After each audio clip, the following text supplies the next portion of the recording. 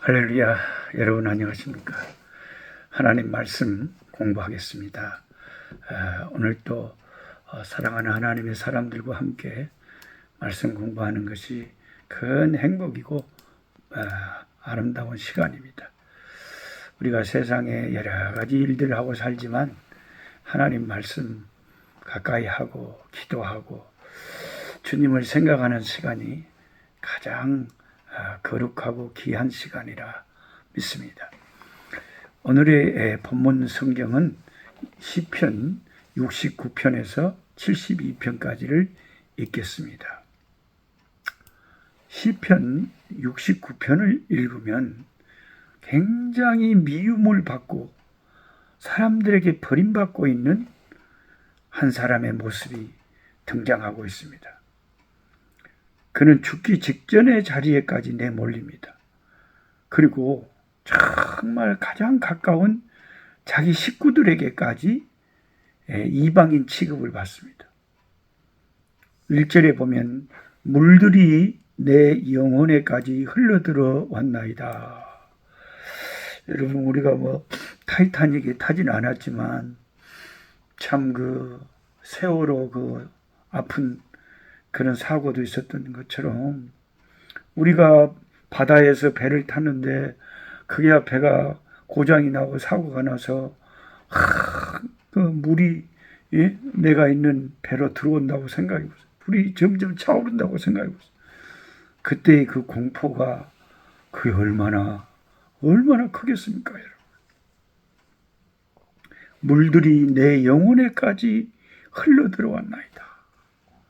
2절에 보면 이렇게 자신의 온 몸을 향해 물이 차고 들어온 상황이 더 진전이 됩니다. 나는 설 곳이 없는 깊은 수렁에 빠지며 깊은 물에 들어가니 큰 물이 내게 넘치나이다. 완전히 수렁에 빠져버리고 깊은 물에 그냥 불렁 빠져본 거예요. 되게 숨 쉬기 힘들었던 것 같아요, 이 시인이. 시편을 읽어보면 참 기가 막힌 사연들이 참 그 시에 다 있습니다. 열심히 허우적대지만 힘이 빠져 이제는 물속에 이제 잠겨 들어가는 모습입니다. 물속에 빠진 걸 생각하니까 제가 선교지에서 있었던 한 가지 참 기적적인 일이 생각나는데요.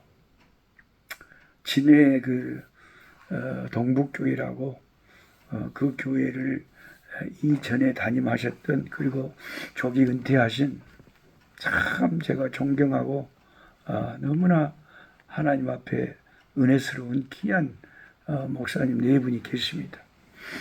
그 목사님의 아드님이 둘이가 있는데, 장호하고 지호가 있는데, 초등학교 졸업하고 1년 차인데 둘이를 이제 중학교를 한국에 안 보내고 목사님 사모님이 그냥 결단을 하셔서 선교사 집에 보내서 저희 집에 보내가지고 유학을 시키신 거예요. 유학을 시키신. 그래가지고 이제 둘이 거기에서 외국에서 공부하고 영어가 익숙해지고, 장호는 한동대 들어가서 지금 네이버에 근무하고 있고, 지호는 또 세계 무역하는 그런데 회사에 있다가 지금은 동시통역 그런 일을 하고 아주 잘 되었어요. 잘 됐는데 그 아이들을 생각해 보세요. 초등학교 졸업하고 중학교 1학년, 초등학교 6학년짜리를 집에 데려다 놨는데, 그 아이들이 이제 휴가철에 방학 때 바닷가에, 제가 있는 곳은 레소토 왕국에 가까운 아주 시골이기 때문에 바다가 없거든요. 멀리 바다까지 가려면 몇 시간을 가야 됩니다. 그래서 이제 마침 이스트 런던이라고 하는 바닷가 도시에 우리 고신 선교사, 아프리카 선교사들 모임이 있어서 그 아이들을 같이 바닷가에 데리고 간 거예요. 나하고 우리 집사람은 이제 회의를 선교사님들하고 하고 있는데, 우리 아들이랑 우리 딸들이랑 또 장호지우랑 유학 와 있는 애들이 바닷가에서 물놀이를 하고 있었어요. 그런데 나중에 이제 저녁 먹으려고 만나서 이야기를 들어보니까 큰 사고가 날 뻔했다는 거예요. 아주 끔찍한 일이 일어날 뻔했다는 거예요. 그 남아공 바다는 한국 바다처럼 잔잔하지가 않아요. 좀 싸나운데 그래도 그냥 위험하지 않게 그냥 그 물 근처에서만 놀 줄 알았는데 어떻게 애들이 막 헤엄을 수영을 즐기다가 이 물이 확 그냥 우리 지호를 끌고 들어가 버린 거지.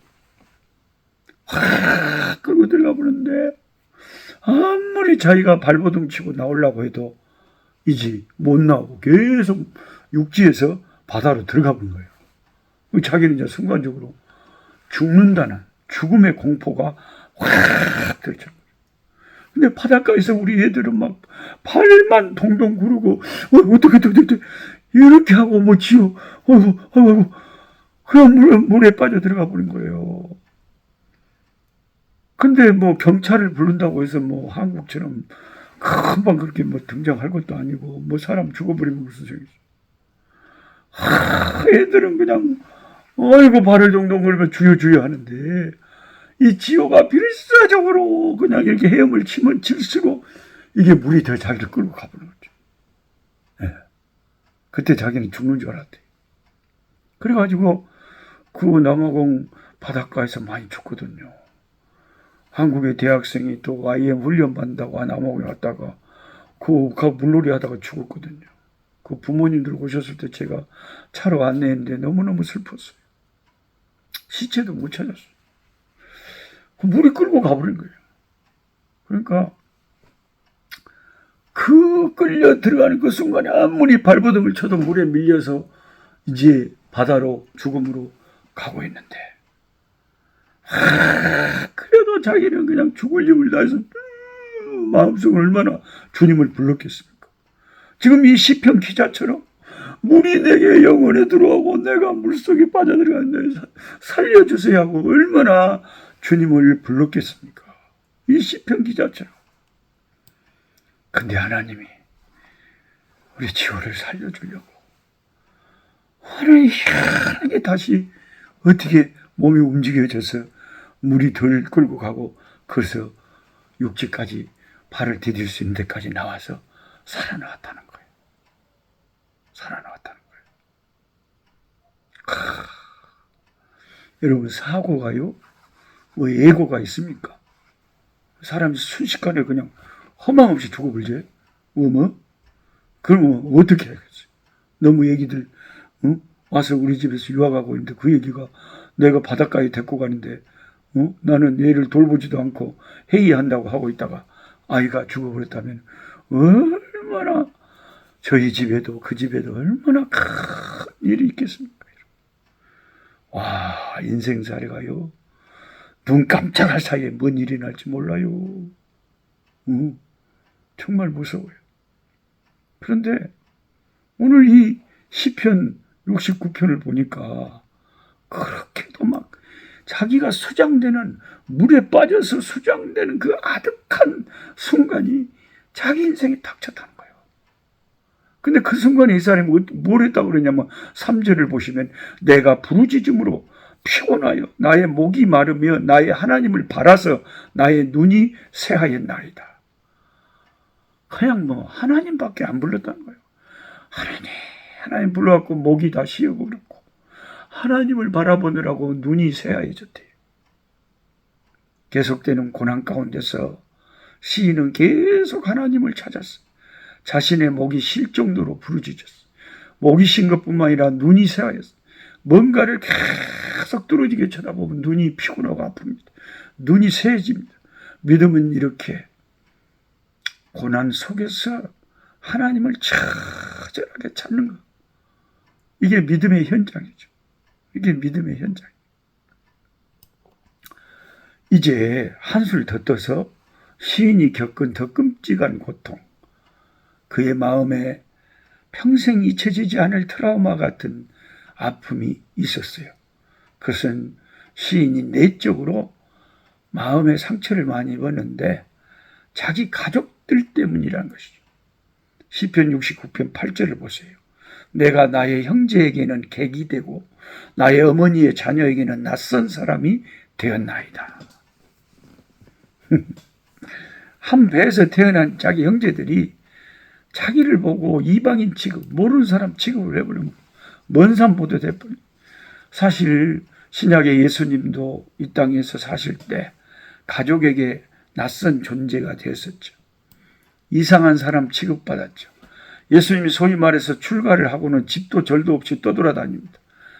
그러니까 가족들이 대책 회의를 열고 친척들까지 동원해가지고 저 예수가 정상이 아니다고, 그래서 집에 데려간다고 그렇게 결론을 내리고 예수님을 데려갔어요. 몰려갔습니다. 그래서 자기 형제의 가족들, 부모들이 자기를 찾는다는 말에 예수님이 대답을 하시죠. 제자들에게. 누가 내 형제고 누가 내 자매고 내 모친이냐. 하나님의 말씀을 순종하고 따르는 하나님의 백성들이 내 형제요 자매요 모친이다. 이렇게 말씀하셨습니다. 다윗의 고통에서 우리는 예수님의 고통을 동시에 봅니다. 이제 시인이 자신의 우매함을 고백하는 모습을 살펴보겠습니다. 사람들이 다 원수가 되어 그냥 내가 물에 빠진 같이 자신의 목숨을 위협할 뿐만 아니라 가족들까지도 자기를 나몰라라 하는 상황에서 시인이 할 수 있는 것이 무엇이었겠습니까? 하나님께 부르짖는 것뿐이었다 그랬죠. 그런데 그 순간에 시인은 다소 엉뚱한 고백을 합니다. 5절 말씀입니다.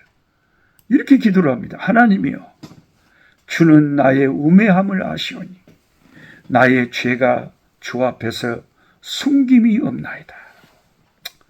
하나님 앞에 숨기는 죄가 뭐 있습니까? 다 하나님이 나를 다 알고 있어. 내 죄를 다 알고 있어. 시인은 자신이 까닭 없이 미움을 받고 있고 부당하게 물에 수장당하고 있다고 말했습니다. 그리고는 하나님 앞에 뭐라 그러냐면 자신은 참으로 그런데 어리석고 우매한 죄 많은 인간이다. 내 죄를 모르신 것이 하나도 없는 죄인이다 라고 말합니다. 이 5절은 이 성경을 묵상하는 많은 하나님의 백성들을 좀 당황스럽게 만듭니다. 도대체 이 시인이 하나님께 왜 갑자기 이런 내용으로 기도를 하느냐 하는 문제입니다. 고난 가운데 처한 시인은 갑자기 겸손하게 자신을 돌아봅니다. 자신은 우매하고 어리석고 죄 많은 인생일 뿐이라고 고백을 합니다. 어쩌면 이런 다윗의 모습이 보통의 우리들의 수준을 뛰어넘는 탁월한 영성의 대가의 모습이다 하는 것이죠. 보통의 우리 믿는 사람들은 막 핍박을 당하고 가까운 사람들이까지 배척을 당하면 자기 연민과 남에 대한 원망과 그래 힘이 빠지고 기가 빠지고 이런 마음이 가득 차게 됩니다. 그런 순간에 자기의 어리석음을, 자기의 허물을, 자기의 죄를 고백하기란 그게 보통 수준이 아닙니다. 우리도 이제 이 말씀 때문에 다윗의 이런 영성을 본받아서 내가 정말 어려운 일들이 많아요. 막힌 일들이 많아요. 근데 그것 때문에 내가 막 물에 빠져 들어가는 것 같이 괴로워요. 죽겠어요. 그런데 그 순간에도 나의 허물과 죄를 고백하면서 아버지, 내가 어리석은 자여, 참 내 죄를 주님이 모르시는 것이 하나도 없는 죄인입니다. 라고 자기의 어리석음과 죄를 주님 앞에 회개하고 고백하면서 그 고난 속에서도 회개하는 그런 모습이, 이것이 이 고난 속에서 하나님 앞에 반응하는 믿음의 사람의 모습이다. 우리도 고난을 원망하거나 낙심하는 그런 것으로만 생각하지 말고 고난 속에서도 내가 얼마나 어리석으며 내가 얼마나 큰 죄인인가를 아버지 앞에 고백하고 낮아지고 깨지는 그런 계기로 고난을 삼아야 될 줄 믿습니다. 하나님 아버지 감사합니다. 오늘도 시편 69편의 시인의 깊은 아픔과 절망과 그 고통을 봅니다. 그 고통 속에서 갑자기 자기의 허물을 고백하며 자기의 어리석음을 고백하며 하나님이 내 죄를 모르는 것이 하나도 없다고 고백하는 이 시인의 겸손과 아버지 신의 믿음을 봅니다. 우리도 하나님을 원망하고 고통 속에 질식하는 것이 아니라 그 모든 고난 속에서 낮아지고 깨지고 엎드려지고 회개하고 아버지 정말로 단련된 이 용광로의 뜨거운 용광로 속에서 단련됐어. 이 고난의 용광로 속에서 우리 영혼이 금처럼 정금처럼 단련이 되고 재련되고 깨끗해지게 하여 주시옵소서. 고난을 통해서 우리 영혼이 낮아지고 깨지고 아버지 절박하고 사모하고 변화되게 하여 주시옵소서. 예수님의 이름으로 기도하옵나이다. 아멘. 약한 자 힘주시고 강한 자 바르게 주한 자 정케함이 주님의 뜻이라. 해 아래 압박 있는 곳 주 거기 계셔서 그 팔로 막아 주시어 정의가 서